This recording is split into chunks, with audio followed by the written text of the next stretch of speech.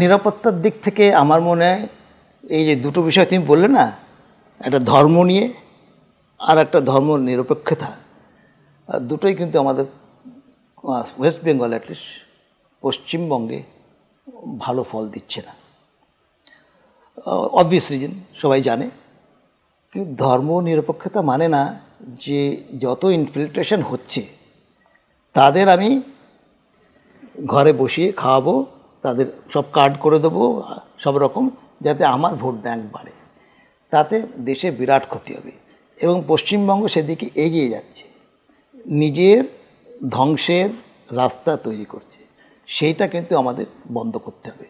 সেই আমার তাই মনে হয় দুটো পলিসিই খারাপ।